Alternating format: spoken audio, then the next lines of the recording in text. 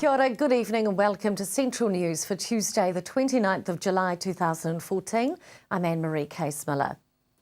A Ngāpuhi leader has called for the end of Māori royalty after King Tuheitia's son, Kuru Tangipaki, was let off drink driving and theft charges. Long-standing critic of the King movement, David Rankin, said the time has come to bring this relic of an institution to an end. Mr Rankin also said he has called a meeting for the end of the year to be held in Northland to discuss the movement's future. Professor Po Temara, a member of King Tuheitia's National Council of 12, dismissed Rankin's comments as out of their depth and refused to dignify them with a comment. This week is Breastfeeding Awareness Week, a week that aims to help reduce barriers to breastfeeding and promote the health benefits. On Friday, an event will take place all around New Zealand and indeed the world that aims to raise awareness of the benefits of breastfeeding, encourage the formation of support networks between breastfeeding women and aims to normalise breastfeeding as a part of daily life. Christine Kirkby-Singh, a leader with Hamilton La Leche League, explains what the Big Latch On is all about. La Leche League is a breastfeeding support organisation. We're all about mothers helping other mothers to breastfeed and achieve their goals with breastfeeding and mothering. We are an international organisation, so it started in the United States in the 1950s. And it's been in New Zealand now for 50 years. We're celebrating our 50th anniversary this year. And mums come along and share their stories, and it's a time to have someone listen to what's going on, and we also try and help solve any issues or give information and advice. The National Party announced its final list for this year's election on September the 20th yesterday, with party candidate for Tauranga Simon Bridges claiming a high-ranking spot of 18, while Bay of Plenty candidate and newcomer Todd Muller is sitting at 59 on the list made up of 75 spots. Rotorua candidate Todd McClay has also claimed a spot on the party list, sitting at number 23. Waikato candidate Lindsay Tish is sitting at number 26, with Hamilton East incumbent David Bennett at number 37. The Labour Party announced their list back in June. After lying more than 80 years in an unmarked grave, a World War I veteran who met a tragic end has finally been given a headstone. Clement Joseph Scally died on July the 6th, 1934 from exposure after he was found on the roadside between Waharoa and Matamata. When he was found, his only possessions were 3 war medals and a pencil in his pocket. With no family to claim him, Private Scally, who served in both the Australian and New Zealand military, was deemed destitute and given a pauper's funeral. He received a military service at Matamata Cemetery earlier this month, where his headstone was unveiled more than 80 years after he died. Speaking at the service, Lieutenant Colonel Julian Sewell said it was a privilege to see Scally had a proper send-off, saying, "We have found one of our own and we will remember him." Taking a look at the marine forecast now, Raglan expect a rough sea, easing early on Wednesday to a northwest of 20 knots, moderate nor'west swell at times, high tide 14 minutes to 12 tonight. Bay of Plenty, rough sea, easing late on Wednesday to a northwest of 15 knots. High tide at 17 minutes to 10 tonight. Still to come on Central News, we find out about a Women in Politics support group and the Cocktails by Candlelight fundraiser in Hamilton this Thursday. That's next on Central News.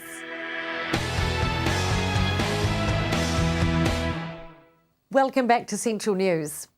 Women represent just 30% of local and central government in New Zealand, and that figure has remained the same for over a decade.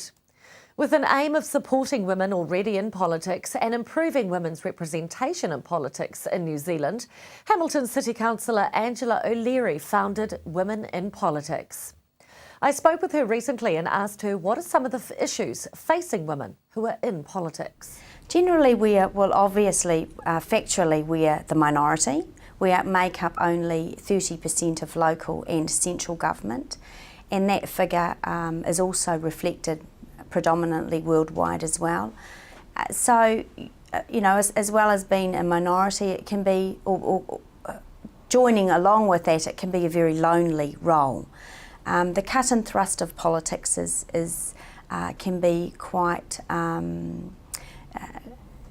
challenging when you're elected into the position to start with, whether you're a male or a female. But when you're also pitched into a minority group, that can be even more intimidating and challenging.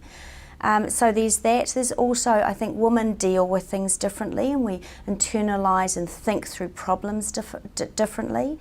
And again, when you're in a minority, that can be hard to, to talk. We like to talk, and we want to talk through issues and things. And when there's only a few of you on a council or in a, perhaps in Parliament, that it's hard to bounce those ideas around with people that have deal with things differently, I guess. How will the group help with supporting each other? It's going to connect all of those women. There are 351 elected women in New Zealand. That makes up local and central government. So we're early days yet, but we're looking at having sort of networked support, regionally for those women, so they'll be able to pick up the phone or flick a text message to someone and say, help, I'm having a tough time at the moment, this is what I'm dealing with, and connecting those members to other, perhaps more experienced members, a bit like a peer support sort of group. And also just knowing that there are other like-minded members out there that understand the way that generally women, internalise things and do things. Tell me about your motto. Meliora. Latin's great because exactly how it's written is how you say it. Semper ad meliora is always towards better things. And I think certainly in my experience of my own personal experience, as well as meeting other women, local and central politicians, is we are always looking to improve things and to change things. And we always want to make a difference, and I think we're more open to change perhaps than our male counterparts are. So it was just important to me to have something that was true to what I believe women stand for. Women represent just 30% of local and central governments in New Zealand. Are you hoping to encourage more women into politics with the right support? Oh, absolutely. I mean, I guess the good thing about that is it's a number, and we can set a target for 5, 10, 15, 20 years' time. New Zealand women are 51% of the population. Wouldn't it be great if we were also 51% of the decision makers in the country as well? How is the support for women in politics different than that required for men? I think some of the things we've sort of talked about, we analyse things differently, we think about things differently. We do like to talk. It's a way of downloading the issues of the day that we're dealing with. And I guess, men are from, where are they from? Men are from Mars, women are from Venus. And we just chew through issues differently, and I think that it's important to recognise that, and I would never be afraid of championing that. I think it's a good thing. Who are your founding members and your board members? So our founding members, early days still, but founding members are myself, our Mayor Julie Hardacre, and Councillor Margaret Forsyth. We've been talking about this idea for well over 12 months, and it sort of was time in the last few weeks to sort of press the go button. The board members at the moment, we've appointed an interim board, and that is MP Louise Upston, the chair of Waikato Regional Council, Paula Southgate, and Mayor of Matamatapiakau, Jan Barnes. So that's an interim board, and we will get the thing up and running and work towards our first AGM and pinnacle event, which will be early next year.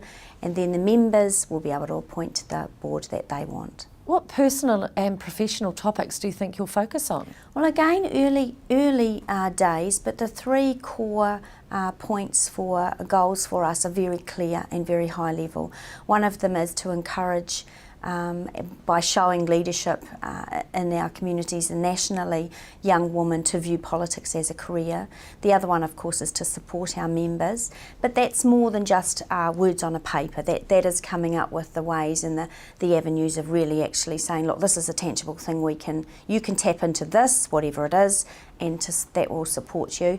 And the other one is leading and generating debate and discussion on women's role in politics, and that's nationally and internationally. So those are the three sort of development things that I know will have a positive impact on women, future women and current women in politics. For more details, see their Facebook page, Women in Politics, or their website, www.womeninpolitics.org.nz.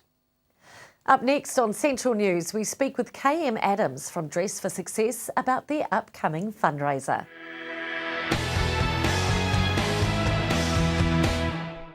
Kia ora, welcome back to Central News. It can be extremely daunting for women re-entering the workforce after raising children or a period of unemployment. Updating CVs, interview etiquette and figuring out what to wear to an interview are just a few of the ways Dress for Success helps to build confidence in women who are applying for jobs or have an interview. Dress for Success receive no government funding and have their major fundraiser, Cocktails by Candlelight, this Thursday in Hamilton.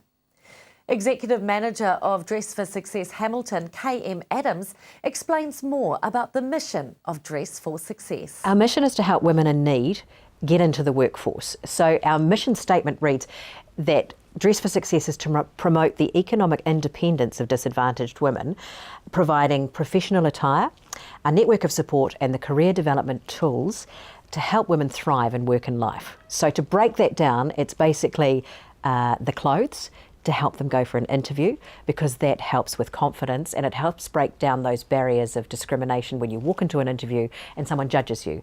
The network of support is our career centre and the professional women's group, and the career development tools are the practical stuff like the CVs and helping women with interview tools and how to go for an interview, writing cover letters, that sort of stuff. So there's sort of three prongs to it. So how do women receive your help?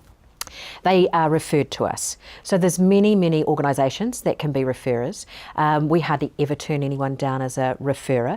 So we're talking the Work and Income, New Zealand, but there's also a lot of referrers out there, job agencies and people like that who are our referrers, Christian organisations, anyone that helps women in need trying to get into the workforce. Think of us as a hand up rather than a handout. That's our organisation. And you take on self-referrals? We do.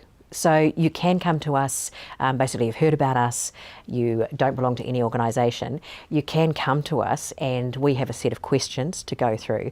And as long as you qualify, then we will put you through our doors. But as long as you're in need, that's what we're here for, to help women in need. Now, you receive no government funding and you rely on volunteers and donations of clothing and shoes and handbags and jewellery.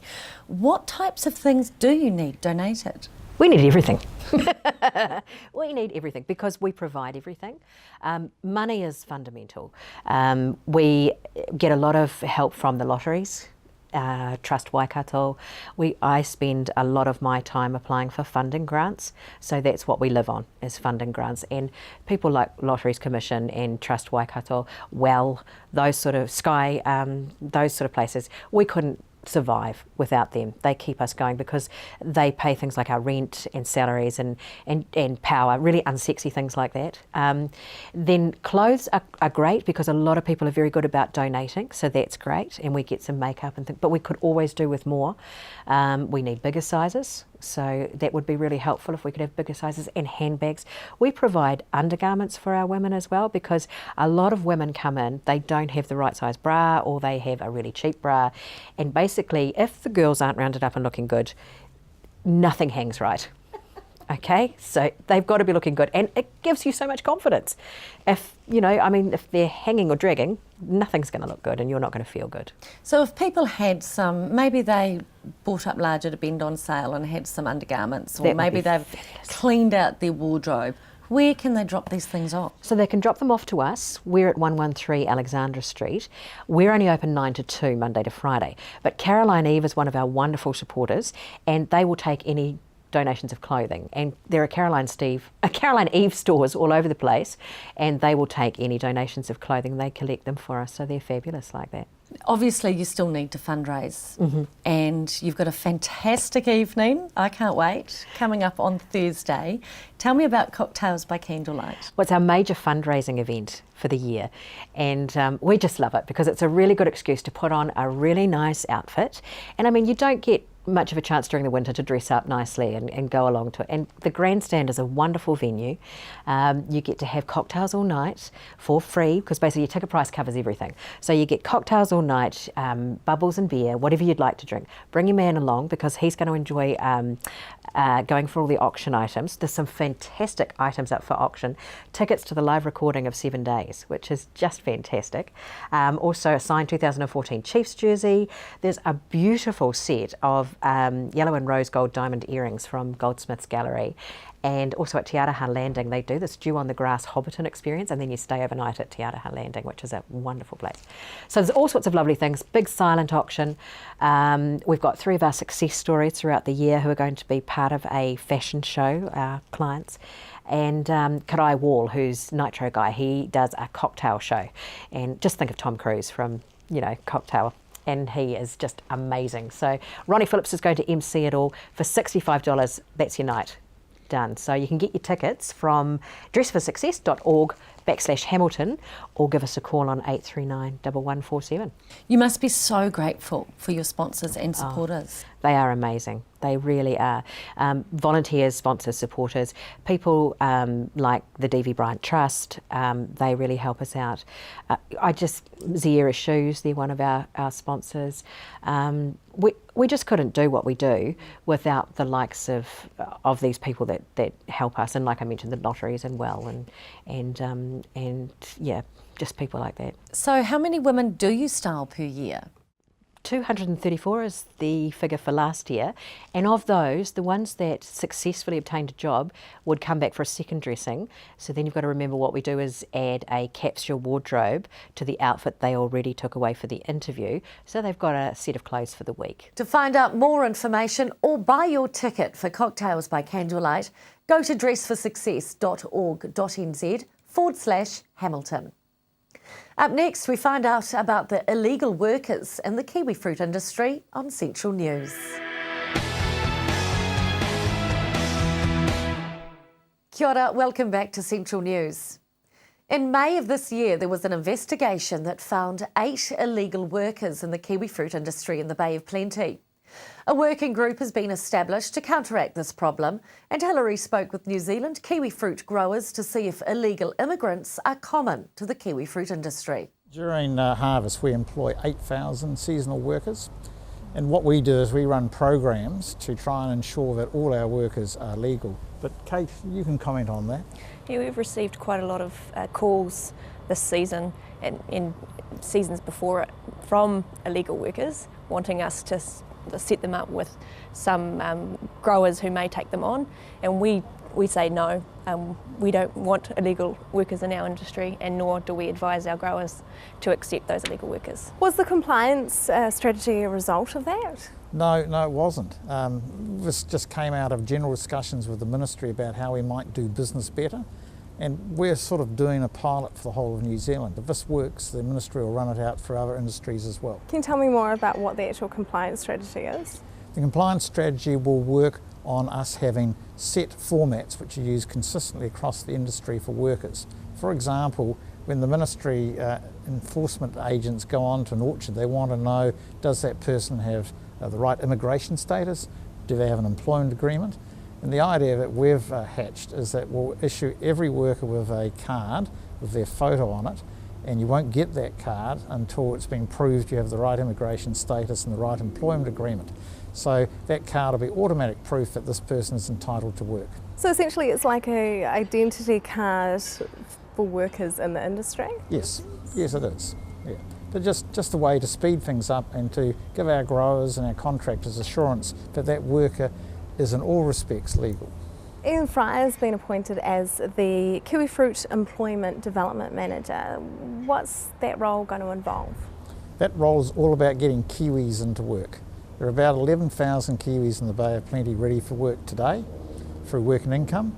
The problem with those workers is they need to have a period of training to get them used to the fact of going to work, but most importantly, staying at work.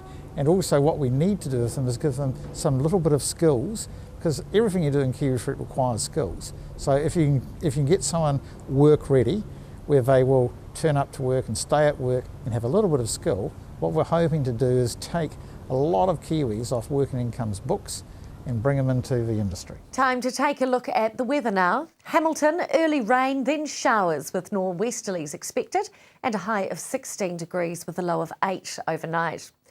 Heading around the region, Pāroa expects 16 your high and 8 your low. Matamata 15 with a low of 9 expected. Te Awamutu expect a high 16 degrees for Wednesday and 8 your low. Tokerua, you will sneak through to 13 with a low of 8 for Wednesday evening. Over the Kaimai Ranges, Tauranga, you'll wake to raindrops falling on your head tomorrow. The rain should clear though, with westerlies expected at a high of 17 degrees with a low of 9 overnight. And around the bay, Te Puke can expect a high of 15 with a low of 10. And that's Central News for today, Tuesday the 29th of July 2014. Thank you for joining me. Make sure you join us on our Facebook page also and let us know if there's news in your community. I'm Anne-Marie Case-Miller. Have a great evening. Ka kite anō.